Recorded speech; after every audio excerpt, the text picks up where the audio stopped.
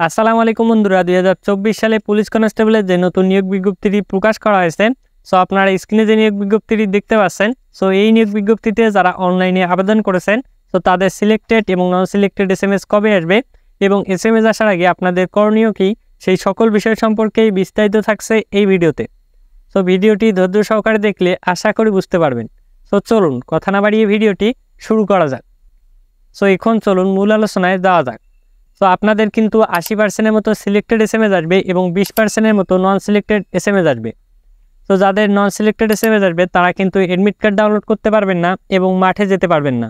এবং যাদের selected SMS আসবে তারা কিন্তু অ্যাডমিট কার্ড ডাউনলোড করতে পারবেন এবং অ্যাডমিট কার্ডে যে সময়সূচি দেওয়া থাকবে এবং SMS এর মধ্যে যে সময়সূচি দেওয়া থাকবে সেই সময়সূচির মধ্যে মাঠে উপস্থিত হতে হবে। সো অনেকেই জানেন না আপনারা যে নন সিলেক্টেড SMS কেন আসে। সো নন সিলেক্টেড SMS আসার কিন্তু অনেকগুলো কারণ আছে। এর মধ্যে প্রধান যে কারণ সেটি হলো আপনাদের উচ্চতা অনুযায়ী ওজন ঠিক না থাকা। মানে আপনারা অনলাইনে আবেদন করার সময় উচ্চতা বেশি দেন, ওজন কম দেন, অথবা ওজন বেশি দেন, উচ্চতা কম দেন। এ কারণে কিন্তু আপনাদের BMIটা ঠিক থাকে না। এ কারণে কিন্তু আপনাদের নন সিলেক্টেড SMS আসে।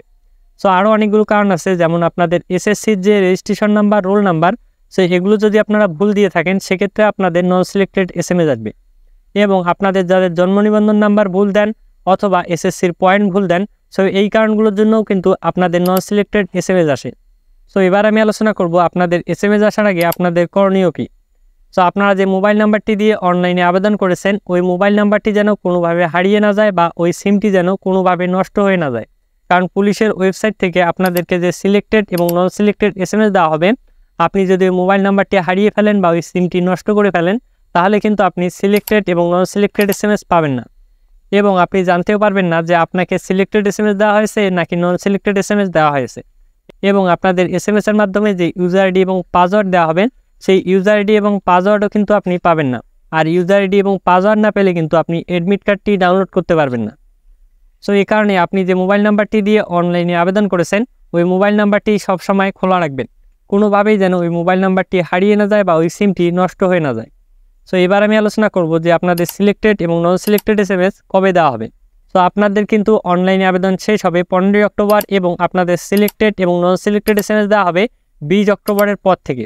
সো এই SMSটি কিন্তু সারা বাংলাদেশে একদিনই দেওয়া হবে। সো যখন আপনাদের সিলেক্টেড এবং নন সিলেক্টেড SMS দেওয়া হবে সেই সম্পর্কে ওই দিনই আমাদের চ্যানেলে ভিডিও পেয়ে যাবেন। সো ধন্যবাদ সবাইকে, ভালো থাকবেন, সুস্থ থাকবেন, সবার জন্য শুভকামনা রইল।